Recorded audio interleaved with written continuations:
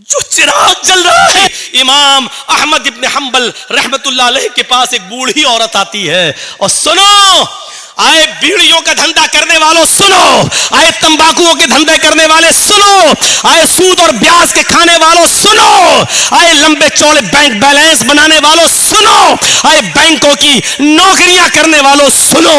इमाम अहमद इब्न हंबल रहमतुल्लाह अलैह के पास एक बूढ़ी औरत आती है और कहती है, इमाम मोहतरम, कहा जी एक मसला पूछने आई हूं, मेरी माँ बहनें सुने।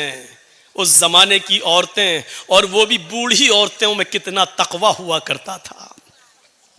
कहा इमाम साहब, मैं चरखा चलाती हूं। चरखा तो जानते हैं ना, मैं चरखा चलाती हूं। दूसरे लोग अपना सूत दे जाते हैं धागा, मैं उसको बना के फिराती हूं और उनसे मजदूरी लेती हूं।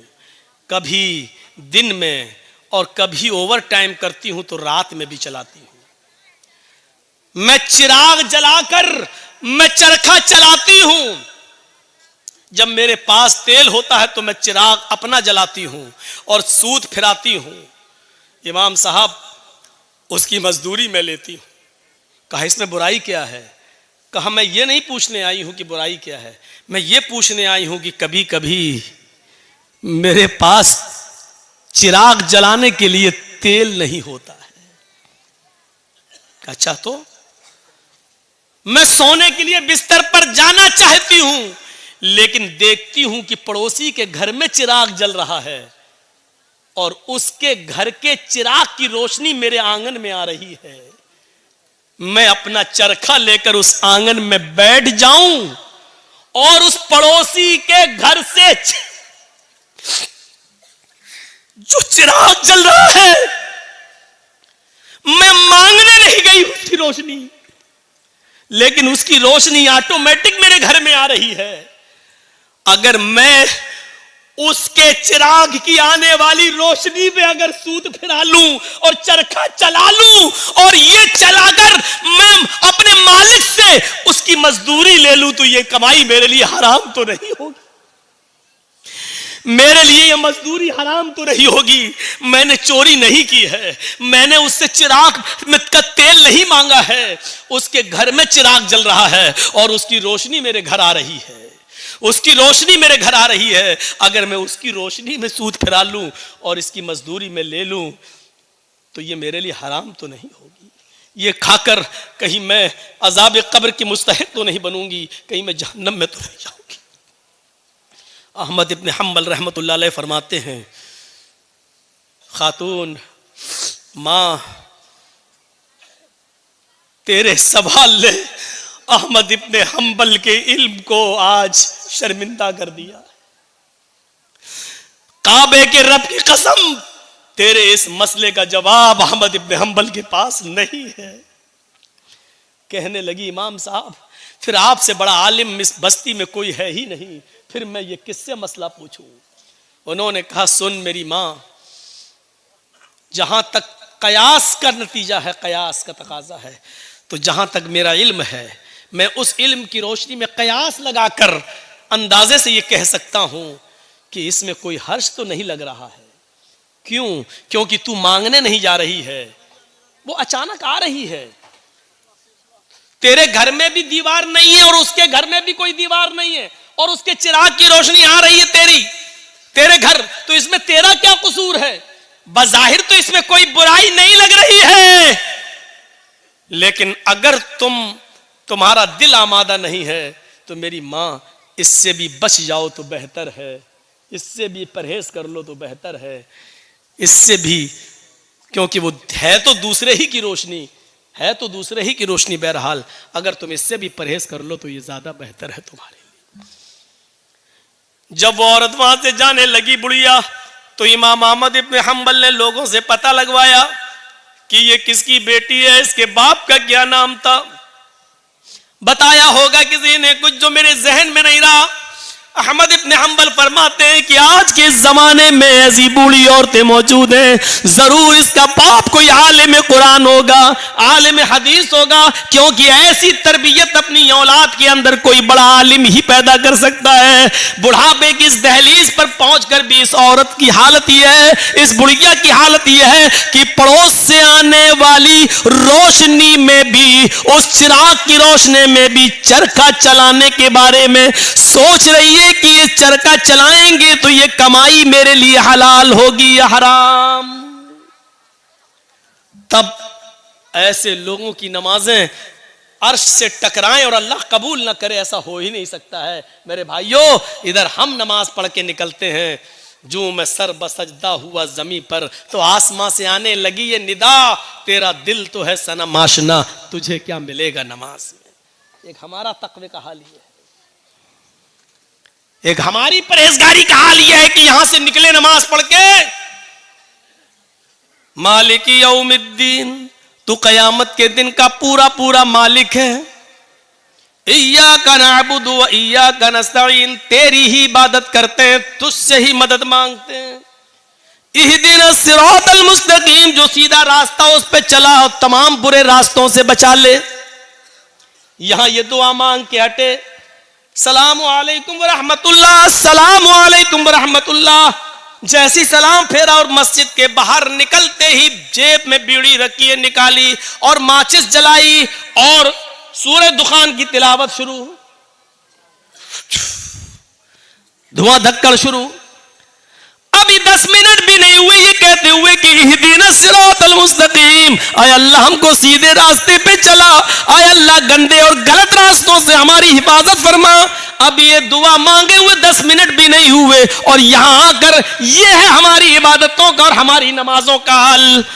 मेरे भाइयों, जायजा लो, इमाम अहमद इब्न हंबल के पास जो बूढ़ी औरत आती है, उस औरत के सवाल से जरा इबरत हासिल करो कि हमारी इबादतें अल्लाह के यहां कबूल हो भी रही होंगी या नहीं हो रही होंगी।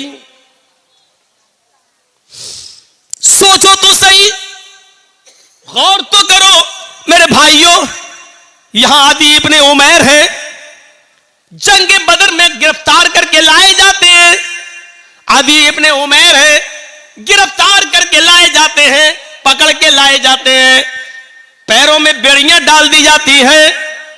ये आदि इब्ने उमैर मुसाब इब्ने उमैर के भाई हैं, भाई मोमिन है और आदि काफिर है। मुसाब सहाबी और आदि काफिर, दोनों भाई हैं, सगे भाई हैं। अल्लाह के नबी सल्लल्लाहु अलैहि वसल्लम ने फरमाया कि जो गिरफ्तार करके काफिर लाए गए उनके पैरों में बेड़ियां डाल दो। आदि के पैरों में जब बेड़ियां डाली जाने लगी तो मुसाब इब्ने उमैर वहीं खड़े हो गए और जो उनके पैरों में बेड़ियां डाल रहा था सहाबी, आदि इब्ने उमैर के पैरों में वहीं खड़े होकर मुसाब इब्ने उमैर कहने लगे, आए सहाबी अपने दोस्त से, आए दोस्त इसके पैरों में बेड़ियां जरा टाइट डालो, यहां से कस दो, मैं इसको अच्छी तरीके से जानता हूं, ये लॉक तोड़ने में, जंजीर तोड़ने में बड़ा माहिर है, यहां से टाइट कर दो वरना ये तोड़ के भाग जाएगा। जब मुसाब इब्ने उमैर ये कह रहे थे कि इसके पैरों में यहां से टाइट करो, यहां से टाइट करो, यहां से लॉक लगाओ, तो आदि इब्ने उमैर को इतना गुस्सा आ रहा था कि मारे गुस्से के आदि चीख पड़ा, आए मुसाब तुझे शर्म आनी चाहिए, तू उसी उमैर का बेटा है जिसका बेटा मैं हूं, तेरी रगों में उसी बाप का खून दौड़ रहा है जिसका खून हमारी रगों में दौड़ रहा है, लेकिन आज तुझे भाई कहते हुए शर्म आ रही है। तेरी गैरत कैसे गवारा कर रही है कि तेरी आंखों के सामने तेरे सगे भाई के पैरों में बेड़ियां डाली जा रही हैं और तू देख रहा है खड़े होकर, और देख ही नहीं रहा है बल्कि मशवरा दे रहा है कि यहां से टाइट करो। थूकता हूं तुझ पर भाई कहते हुए, शर्म आती है तुझे। इधर मुसाब इब्ने उमैर कहते हैं, चुप, खामोश, तू भाई है मेरा? नहीं, तू मेरा भाई नहीं है। आदि कहता है, क्या उमैर तेरा बाप नहीं है? क्या मेरी मां तेरी मां नहीं है? क्या उमैर का खून तेरी रगों में नहीं दौड़ रहा है? क्या मेरी मां का दूध तेरी रगों में खून बनकर नहीं दौड़ रहा है? जवाब दिया, उमैर मेरा बाप है, ये सच है। तेरी मां मेरी मां ही सच है। तूने और मैंने एक ही मां का दूध पिया है, ये भी सच है। तेरी और मेरी रगों में एक ही बाप का खून दौड़ रहा है, ये भी सच है। लेकिन ये सच नहीं है कि तू मेरा भाई है। जानता है मेरा भाई कौन है? अदी ने कहा फिर कौन है अगर मैं तेरा भाई नहीं हूं? मेरा भाई वो है जो तेरे पैरों में बेड़ियां डाल रहा है? ये तेरा भाई है? हाँ, इसलिए कि मेरे भाई ने कलमा पढ़ा है, अशहदु अल्ला इलाहा इल्लल्लाह व अशहदु अन्न मुहम्मदन अब्दुहु व रसूलुहु। बुखारी शरीफ की हदीस के इस वाक़े से हमें यह पता चलता है मेरे भाइयों कि इस्लाम लाने के बाद, ईमान कलमा पढ़ने के बाद, ला इलाहा इल्लल्लाह मुहम्मदुर रसूलुल्लाह का इकरार करने के बाद, इस्लामी रिश्ते से कलमे की बुनियाद पर अपने एक साथी की जो इज्जत होती है, वो फिर सगा भाई भी वो दर्जा नहीं रखता है। क्या जवाब दिया? खूनी रिश्ते को कुर्बान कर दूंगा, लेकिन कलमे की बुनियाद पर ये मेरा भाई है, इस रिश्ते को मैं कुर्बान नहीं करूंगा। आए आगे, तू मेरा भाई नहीं, मेरा भाई वो है जो मेरे पैरों में बेड़ियां डाल रहा है, इसलिए कि इसने कलमा पढ़ा है, अशहदु अल्ला इलाहा इल्लल्लाह व अशहदु अन्न मुहम्मदन अब्दुहु व रसूल। इस कलमे की बुनियाद पर ही ये मेरा भाई है, तू भाई नहीं है। ये होता है इस्लामी रिश्ता। और इस्लामी रिश्ता इतना अहम होता है कि उसके लिए खूनी रिश्ते को कुर्बान कर दिया जाता है। अरे कम से कम उतना ही करो जो अपने लिए पसंद करो, वो अपने भाई के लिए पसंद, अपने मुसलमान भाई के लिए पसंद कर लो, यही काफी। इतना ही करो आज के जमाने में। सईद इब्ने जुबैर को हज्जाज इब्ने यूसुफ की पुलिस ढूंढ रही थी। सईद इब्ने जुबैर को हज्जाज इब्ने यूसुफ की पुलिस ढूंढ रही थी। हुक्म था उसको पकड़कर जिंदा मेरे पास लाओ, उसको कत्ल किया जाएगा। सईद इब्ने जुबैर बड़े नेक आदमी थे, लेकिन हज्जाज इब्ने यूसुफ ने बड़े नेक लोगों को ही कत्ल किया है। एक एक करके न जाने कितने सहाबा को उसने कत्ल किया है। हज्जाज इब्ने यूसुफ ने सईद इब्ने जुबैर को पुलिस ढूंढ रही थी, पुलिस तलाश कर रही थी, लेकिन सईद इब्ने जुबैर किसी के हाथ नहीं लग रहे थे। रात को वो बहुत सी दूरी तय करके हज्जाज इब्ने यूसुफ की सल्तनत से निकलना चाह रहे थे, उसके मुल्क से बाहर भागने की कोशिश कर रहे थे ताकि मेरी जान बच जाए। लेकिन रात का वक्त था, अंधेरे में फायदा उठाकर वो जाया करते थे, और जब सुबह होती थी तो कहीं पनाह ले लिया करते थे ताकि हज्जाज इब्ने यूसुफ की पुलिस हमको न पकड़ ले। एक दिन रात को इशा की नमाज के बाद किसी मुसलमान के घर वो खाना खाने के लिए रुके थे, और मुसलमानों ही में से किसी ने जासूसी कर दी। हज्जाज इब्ने यूसुफ की पुलिस को बता दिया कि सईद इब्ने जुबैर फला आदमी के घर रुके हुए हैं, और रात का हिस्सा गुजरने के बाद वो इस घर से निकलेंगे और वो फिर भागेंगे। हज्जाज इब्ने यूसुफ की पुलिस आती है और इशा की नमाज के बाद उस घर पे छापा मारती है। सईद इब्ने जुबैर पकड़ लिए जाते हैं। अब बताता हूं, जासूसी किसने की? अपनों ने। अपने ही जासूसी करते हैं। लॉकडाउन के मौके पर आपने देखा होगा, हमारे उत्तर प्रदेश में तो वही हाल था, जब हर चीज का गोश्त बंद था, कुछ नहीं ले सकते थे, और चोरी छुपे कोई अगर भैंस भैंस काट लेता था तो अपने ही लोग जासूसी करते थे, फला के घर में भैंस हुई है, और पुलिस आकर छापा मारती थी। जितने की भैंस नहीं उससे ज्यादा जुर्माना वसूल करती थी। अपने ही जासूसी करते हैं। इनाम का लालच होगा, इतना मिलेगा।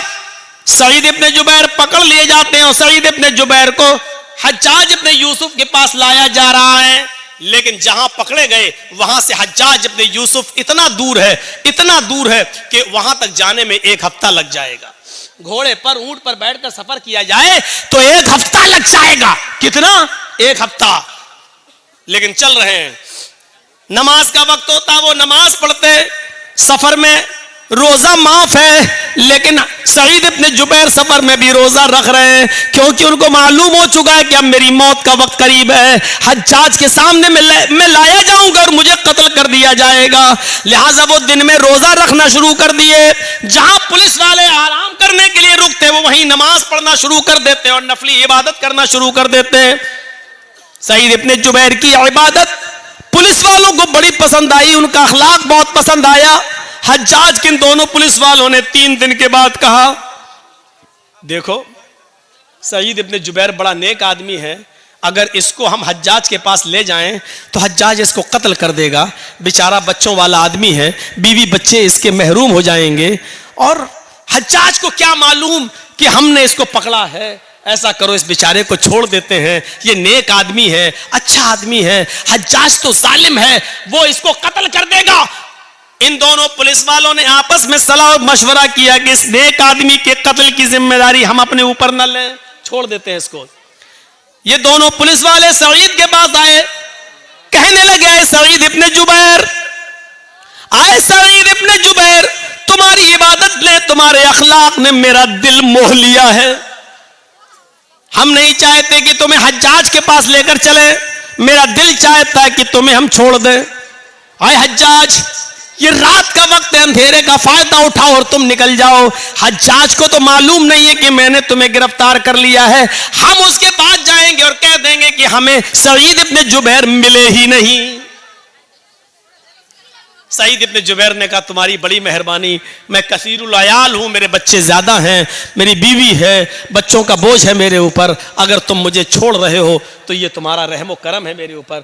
अच्छा है, छोड़ दीजिए भाई, मैं आपका ये एहसान कभी भूलूंगा नहीं। उन्होंने कहा, एहसान की क्या बात है, आप मुजरिम नहीं है, हज्जाज आपका दुश्मन है, वो आपको कत्ल करना चाहता है, जाओ। आए सईद, मैंने तुम्हें छोड़ दिया है, जाओ चुपके से, जाओ निकल जाओ। सईद इब्ने जुबैर बड़े खुश होते हैं कि मुझे हज्जाज के पुलिस वालों ने छोड़ दिया, लेकिन उनकी खुशी ज्यादा देर तक न रही। वो थोड़ी दूर तक आगे गए होंगे, जैसे यहां से मौजमपुर बस आपका स्टैंड 1 किलोमीटर तकरीबन गए होंगे, मुश्किल से 1 किलोमीटर गए होंगे, और जाने के बाद वहां कुछ सोचने लगते हैं और सोचकर फिर वहां से वापस आते हैं। 1 किलोमीटर गए, लेकिन कुछ उनके दिमाग में आया और वहां से सोचकर वो फिर लौटे आए, और लौट कर आने के बाद उन दोनों पुलिस वालों के पास आ गए और कहने लगे, आए हज्जाज इब्ने यूसुफ के पुलिस वालों, मुझे हज्जाज के पास ले चलो, मैं भाग कर छिप कर भागना नहीं चाहता, मुझे हज्जाज के पास ले चलो। पुलिस वालों ने कहा, तुम्हारा दिमाग खराब है सईद, हज्जाज तुम्हारी जान का दुश्मन है, तुम्हें कत्ल कर देगा। कहा, वो मैं जानता हूं कि वो मुझे कत्ल करेगा, फिर का इसके बावजूद मैं उसके सामने जाना चाहता हूं। पुलिस वाले कहते, हज्जाज, आए सईद बेवकूफी मत करो, मैंने तुम्हें छोड़ दिया, फिर तुम क्यों आए। सईद इब्ने जुबैर रोते हैं और रोते हुए कहते हैं, आए पुलिस वालों, तुम्हें नहीं मालूम, जिस आदमी ने मेरी जासूसी की और तुम्हें यह बताया कि मैं इस घर में छिपा हूं, वो तो कहीं ना कहीं से देख ही रहा होगा, उसको तो यह मालूम ही होगा कि तुम दोनों ने मुझे गिरफ्तार कर लिया है, मुझे पकड़ लिया है। वो आदमी हज्जाज को यह खबर दे देगा, इन दोनों पुलिस वालों ने सईद को गिरफ्तार कर लिया। आए पुलिस वालों, अगर हज्जाज को यह पता चल गया कि तुमने मुझे पकड़ लिया था और फिर छोड़ दिया, तो मैं तो बच जाऊंगा, लेकिन फिर तुम्हारा हश्र यह होगा कि तुम दोनों को खूनी चमड़े पर लिटाकर बिठाकर तुम्हारी गर्दनों को उड़वा देगा, और मैं ये नहीं चाहता कि मेरी जान बच जाए और मेरे बदले में तुम दोनों की जान चली जाए, मेरी गर्दन महफूज रहे और तुम दोनों की गर्दनें कट जाएं। अल्लाह के नबी ने फरमाया, जो अपने लिए पसंद करो वो अपने भाई के लिए पसंद करो, और जो अपने लिए पसंद ना करो वो अपने भाई के लिए पसंद ना करो। जब मुझे अपनी गर्दन अपने लिए कटाना पसंद नहीं है, तो अपने वजह से, मेरी वजह से तुम दोनों की गर्दनें कट जाएं, ये मुझे कैसे पसंद हो सकता है। अगर मेरे बीवी बच्चे हैं तो आपके भी तो बीवी बच्चे हैं, फिर मेरे बीवी बच्चों में मैं खुश रहूं और तुम दोनों की जान जाए और तुम दोनों की बीवी बच्चे एक दूसरे के ऊपर बोझ बन जाएं, ये इस्लाम ने नहीं सिखाया, ये हमारे नबी ने नहीं सिखाया। आए हज्जाज के पुलिस वालों, मुझे हज्जाज के पास लेकर चलो। इसके बावजूद उन दोनों ने समझाया, लेकिन नहीं माने सईद इब्न जुबैर, हम अपने लिए तुम्हारी जिंदगी खतरे में नहीं डाल सकते हैं। आखिरकार जिद करते रहे और वो दोनों पुलिस वाले उनको पकड़कर हज्जाज के सामने ले आए। हज्जाज ने कहा, बहुत बहुत मुबारक, तुम इनको पकड़ कर लाए हो, तुम्हें इनाम से नवाजा जाएगा। और कहा, कोई ख्वाहिश है तुम्हारी? उन्होंने वही ख्वाहिश जाहिर की कि हमें 2 रकात नमाज पढ़ना है। कहा, पढ़ लो। खूनी चमड़ा बिछा दिया गया। कुछ खाना है, कुछ पीना है? कहा, नहीं। क्यों? आखिरी तमन्ना तो सबसे पूछी जाती है, कुछ खाना हो पीना हो तो बता दो। सईद इब्न जुबैर ने कहा, इन्नी साइमुन, मैं रोजे से हूं। हज्जाज इब्न यूसुफ ने कहा, चलो। पीछे से हाथ बांध दिए गए, खूनी चमड़ा बिछा दिया गया, गर्दन नीची कर दी गई और हज्जाज के एक जल्लाद ने पूरी ताकत के साथ अपनी तलवार चलाकर सईद इब्न जुबैर को एक ही बार में उनकी गर्दन को उनके तन से जुदा कर दिया। पूरा वाकया बताने का मेरा मकसद सिर्फ यह है कि सईद इब्न जुबैर ने अपनी गर्दन कटाना गवारा कर लिया, लेकिन अपनी वजह से उन दोनों मुसलमान पुलिस वालों की जिंदगी खतरे में नहीं डाली। ये मुसलमान होता है जो अपनी वजह से दूसरे को मुसीबत में नहीं डालता है, जो अपनी वजह से दूसरे को तकलीफ में नहीं डालता है। वो मुसलमान ही क्या जिसकी वजह से दूसरे को तकलीफ पहुंचे। और हम तो उस वक्त सबसे ज्यादा खुश होते हैं जब हमारी वजह से हमारा पड़ोसी बेचैन हो। उस जमाने में क्या हाल था, एक आदमी के घर में बहुत से चूहे थे जो उसको तंग करते थे। उसने लोगों से पूछा, मैं क्या करूं बताओ? किसी ने कहा, एक बिल्ली ले आओ, बिल्ली पाल लोगे, चूहों को खाती रहेगी। उसने कहा, ये तुमने सही मशवरा दिया। 3-4 दिन के बाद उसी आदमी ने पूछा, क्या हुआ, बिल्ली लाए? उसने कहा, नहीं लाए। कहा, फिर क्या हुआ? क्या हुआ, चूहे हैं, अब क्या करेंगे? तो कहा, बिल्ली क्यों नहीं लाते हो? कहा, मैं बिल्ली खरीदने का इरादा किया कि मैं बिल्ली लाऊं और पाल लूं, लेकिन ये सोचकर नहीं लाया कि जब मेरे घर में बिल्ली आ जाएगी तो कुछ 2-4 चूहों को खा लेगी और बहुत से चूहे तो डर के मारे मेरा घर छोड़ देंगे और भाग जाएंगे, और वो घर छोड़कर भागेंगे तो मेरे पड़ोस में घुस जाएंगे। और अल्लाह के नबी ने फरमाया, पड़ोसियों का बहुत बड़ा हक है। जो चीज मैं अपने लिए पसंद नहीं करता हूं, चूहे वो डर के मारे मेरे पड़ोस के घर में पहुंचकर उनको वही तकलीफ दे जो मेरे घर में मुझे तकलीफ दे रहे हैं। तो ये भी तो सही नहीं है कि मैं अपनी तकलीफ से बच जाऊं लेकिन अपनी तकलीफ अपने पड़ोसी को दे दूं। ये कौन सा ईमान था यार, ये कौन सा जज्बा था है? इस जज्बे को क्या कहेंगे आप?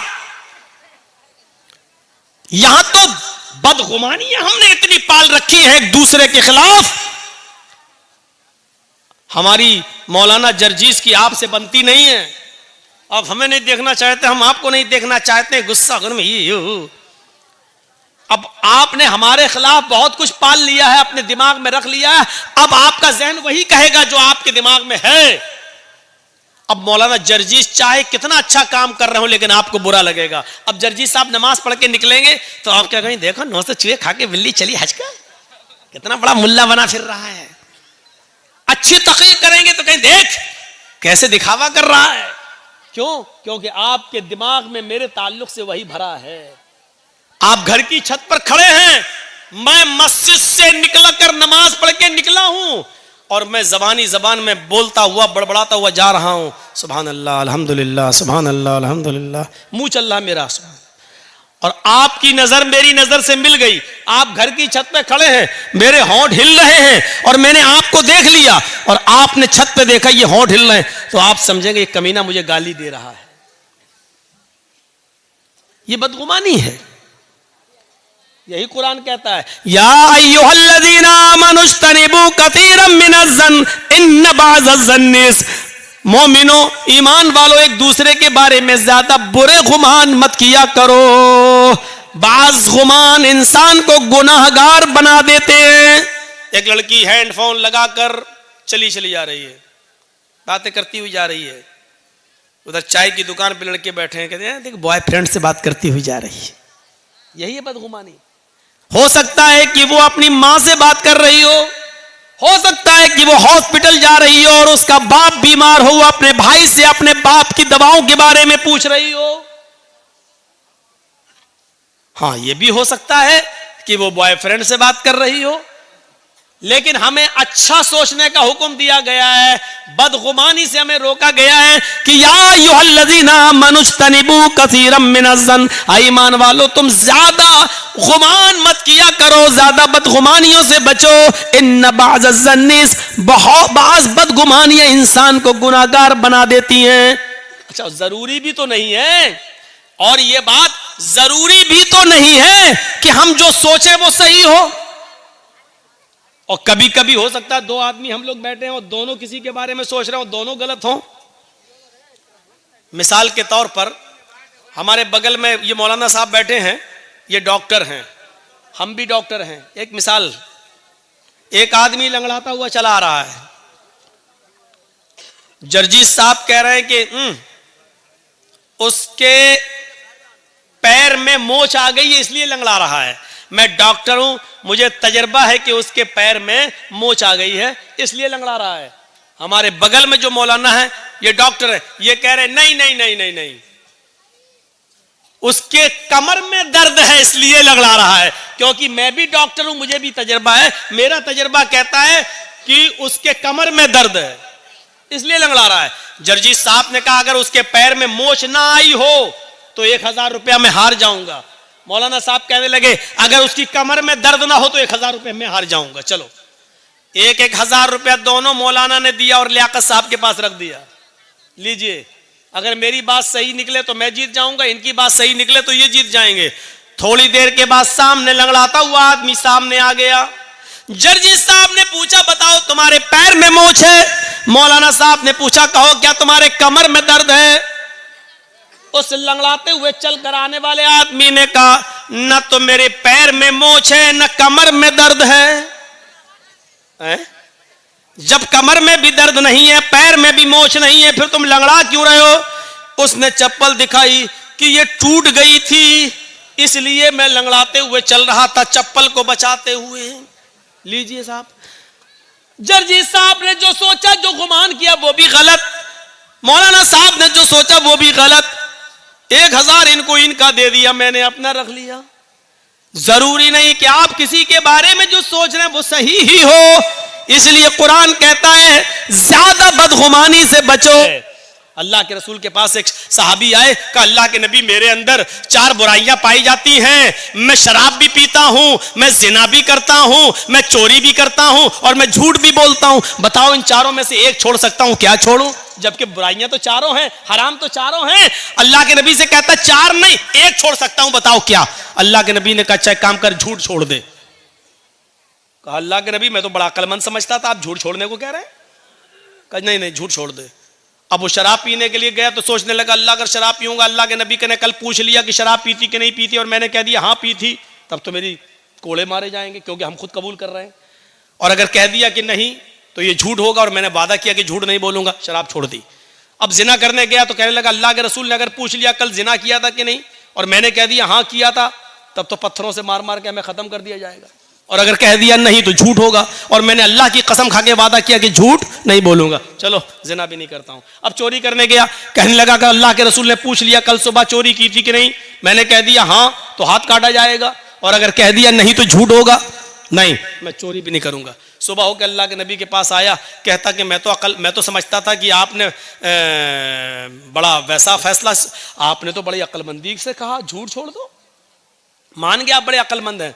आपने कहा क्यों क्या हुआ? कि चारों बुराइयां छूट गई। अल्लाह के नबी ने फरमाया मैं जानता था कि झूठ तमाम बुराइयों की जड़ है। तो हिकमत से भी काम लो। अगर किसी आदमी से सारी बुराइयां नहीं छूट रही हैं तो उसको कहो कि ये छोड़ दो यार, ये छोड़ दो। हिकमत भी जरूरी है, हिकमत भी। अल्लाह के रसूल ने दूरंदेशी से काम लिया, अक्लमंदी से काम लिया। हमें भी हर वक्त अक्लमंदी से काम लेने की जरूरत है, अक्लमंदी से काम लेने की जरूरत है। आज हमारी यही सूरत हाल हो चुकी है मेरे भाइयों कि हम अपनी परेशानियों से इतना परेशान नहीं है जितना हम दूसरे के सुख से परेशान हैं। हमारी हालत ये हो चुकी है। कुत्ता देखा है? कुत्ता देखा क्या मौलाना साहब? हमारा तो उठना बैठना ही उन्हीं में है। कुत्ते ने देखा एक छुरी पड़ी हुई है और उस छुरी पे खून लगा हुआ है बकरी का ताजा ताजा, और छुरी ऐसे जमीन पर खड़ी है। अब कुत्ते को तो चाटने की आदत होती है, उसने कहा इस पे बकरी का खून लगा है, खून को चाटने के लिए उसने अपनी जबान चलाई। जैसे ही चलाई छुरी पर, उसकी जबान कट गई। बकरी का खून तो चाट गया, लेकिन उसकी जबान कट के उसका खून उस पर लग गया। अब कुत्ता क्या समझ रहा है ना, अभी खून बाकी है। उसने फिर दोबारा जबान से चाटा, फिर दूसरी जगह से कट गई। उसने कहा अरे अभी भी बाकी है, फिर चाटा, फिर कट गई। वो उस वक्त तक चाटता रहा कि उसकी जबान कट के गिर गई, और फिर वो खुद हलाक हो गया, मर गया। यही हालत हमारी है। मिसाल सख्त जरूर है, लेकिन सच्ची मिसाल है। हम दूसरे को बर्बाद करने के लिए यही अपने आप को बर्बाद कर लेते हैं। जैसे कुत्ता बकरी के खून को चाटने के लिए अपना ही खून चाटते चाटते अपनी जबान काट बैठा, यही हाल हमारा है। आज जुमे के खुतबे में मैंने सुनाया था ना कि वो दो सहाबी थे, जिन लोगों ने ना सुना हो सुनो, जिनके कपड़े की दुकानें पास पास थीं। एक आदमी, एक सहाबी का कपड़ा बिक गया, दूसरा कस्टमर आया, दूसरा भी बिक गया, तीसरा कस्टमर आया, उसी दुकान पर तीसरा भी कपड़े के थान ले गया, चौथा आया, उसने चौथा भी उसी को दे दिया, उसी दुकान ने। पांचवा कस्टमर आया, उसी दुकान पर कपड़ा खरीदने। दुकानदार कहने लगा नहीं, अब वो कपड़ा मेरे पास नहीं है, मेरे भाई के पास चले जाओ, इससे भी अच्छा कपड़ा तुम्हें वहां मिल जाएगा, ये पड़ोस में दुकान है। उसने ये सोचकर उसको भेज दिया कि मेरे तो 4 कपड़े के थान बिक गए, मेरे घर में मेरी बीवी बच्चों का गुजर बसर चल जाएगा, मेरे भाई की तो बोनी तक नहीं हुई है उस पड़ोसी की, उसके भी बीवी है, उसके भी बच्चे हैं, उसको भी शाम को कमा कर ले जाना है और अपने बीवी बच्चों का पेट पालना है। उसने ये सोचकर अब हमारे पास कपड़ा नहीं है कह दिया, ताकि मेरे भाई की भी कुछ बोनी हो जाए, उसको भी इतना कपड़ा उसका भी बिक जाए कि उसके घर में चूल्हा जल जाए। मेरे भाइयों, उसने मना कर दिया कि मेरे पास कपड़ा खत्म हो गया, जाओ मेरे भाई की दुकान के पास चले जाओ। मेरे भाइयों, ईमानदारी के साथ बताना, कंपटीशन के इस दौर में हमारी इधर चाय की दुकान, बगल में इधर चाय की दुकान, हम दूसरे की दुकान पर आने वाले कस्टमर को भी अपनी आवाज देकर बुला लेते हैं। हम ये ई रिक्शा चला रहे हैं, उधर दूसरा हमारा भाई भी चला रहा है, उसके पास आने वाली सवारी को भी हम खींच लेते हैं। कितना? 20 रुपया? नहीं, आओ हम 15 लेंगे, आओ बैठ जाओ। हम उसके भी मुंह से रोटी का लुकमा छीन रहे हैं। हमारे घरों में बरकत हो तो कहां से हो? हमारे बच्चों को बीमारियां न लगे तो कैसे न लगे? हमारे माँ बाप को बीमारियां और कैंसर जैसी बीमारियों में मुलव्वस न हो तो क्यों न हो? क्योंकि हमने रोजी रोटी के सारे नाजायज तरीके इस्तेमाल कर रखे हैं। हम तो अपने भाई की खुशी देखना ही नहीं चाहते हैं। हम अपने दुकान के होते हुए दूसरे की दुकान पे कस्टमर आता हुआ देखना ही गवारा नहीं कर सकते हैं। मेरे भाइयों, इस्लाम की तालीम ये तो नहीं थी, इस्लाम की तालीम ये तो नहीं थी। मुझे महात्मा गांधी का वो कौल याद आता है कि किसी को मारना हो तो उसका नाम लेना छोड़ दो, उसको नाम मत लो, अपने आप मर जाता है। अब देख लीजिए कि उत्तर प्रदेश के चुनाव में एक साहब हैं, वो मुसलमान मुसलमान मुसलमान बहुत करते रहते हैं। आजकल वो बहुत चिल्ला रहे हैं, सपा ने क्या किया, समाजवादी पार्टी के दल्लो, ऐसी तमाम भाषाएं इस्तेमाल की जा रही हैं सिर्फ मुसलमानों में प्रचार करने के लिए। लेकिन उसके जवाब में अखिलेश ने एक बात भी नहीं कही है, ना उसका जवाब दिया जा रहा, ना उसका नाम लिया जा रहा है। इसका नतीजा यह निकला कि पूर्वांचल में चले जाओ या पश्चिम में चले जाओ, जो पहले कुछ वोट मिलने वाले भी थे, बंटने वाले थे, चुनाव से 2 दिन पहले सब ऐसे एक हुए, ऐसे इकट्ठे हुए कि उन्होंने सोचा कि नहीं, पहले अपने आप को बचाओ, इसी में भलाई है, इसी में भलाई है, पहले अपने आप को बचाओ। और ये अक्लमंदी का तकाजा है मेरे भाइयों, ये अक्लमंदी है कि हर आदमी को, हम तो बार बार कहे हैं, मेरे मोबाइल में आज तक मेरे घर यही रखा हुआ है, अभी 4-5 दिन पहले चलाया है, अभी जी हिंदुस्तान ने मेरे खिलाफ, और अभी चिल्लाया, देखिए ये लखनऊ में जो ममता बनर्जी आई हैं, ये मौलाना जर्जीस की प्लानिंग का एक हिस्सा है।